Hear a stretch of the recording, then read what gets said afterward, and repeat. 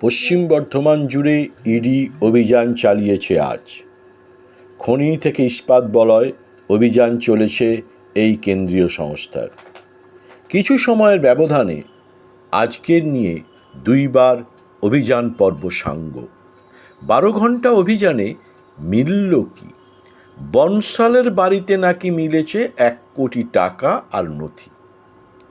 পশ্চিম বর্ধমান জেলা জুড়ে যে অভিযান চলেছে তাতে কিন্তু ইডি অশ্বডিম্ব প্রসব করিল, এমনটাই মনে করছে রাজনৈতিক বিশেষজ্ঞদের একাংশ।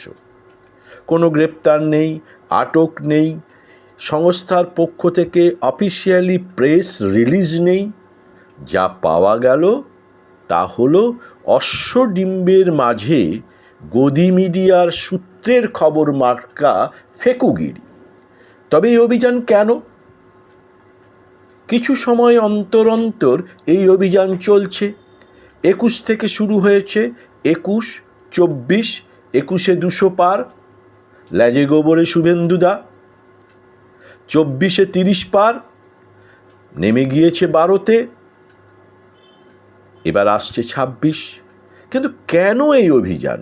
রাজনৈতিক বিশেষজ্ঞদের একাংশের মতে গেরুয়া শিবিরের পশ্চিম বর্ধমানে চাই 9-7, কিন্তু দুর্বল সংগঠন।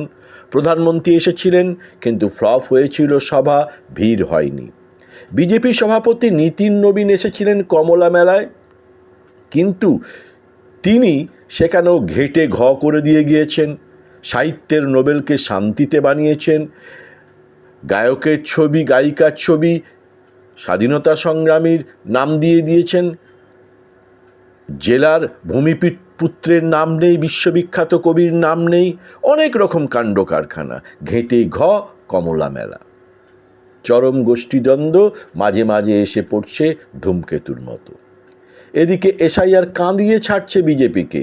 বাংলার অগ্নিকন্যার পথে নেমে মাস্টার স্ট্রোক একের পর এক আসছে, আর কেঁদে কোকিয়ে উঠে আবল তাবল বকা শুরু করে দিয়েছেন শুভেন্দু অধিকারী। টার্গেট 9-7।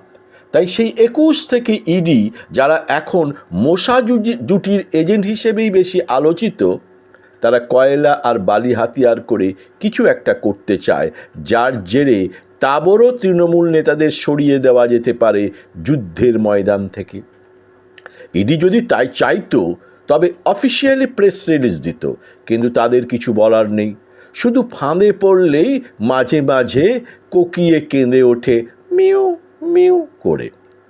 আসানসোল, উত্তর দক্ষিণ, পাণ্ডবেশ্বর, বারাবণী, জামুরিয়া, রানীগঞ্জ কুলটি জয়ের লক্ষ্য রেখেই ব্যবহার করছে গেরুয়া শিবির কেন্দ্রীয় সংস্থাদের, এমনটাই মত রাজনৈতিক বিশেষজ্ঞদের একাংশের। কারণ 6 বছরে একটি সমস্যার চূড়ান্ত সমাধান করতে ব্যর্থ হয় কি কেউ? এমনটাই মত রাজনৈতিক মহলের একাংশের। রাজনৈতিক মহলের একাংশের মতে ভোটার কাটবে একজন, আর 2 সংস্থা কাজে লাগবে তৃণমূলের সংগঠনকে দুর্বল করতে।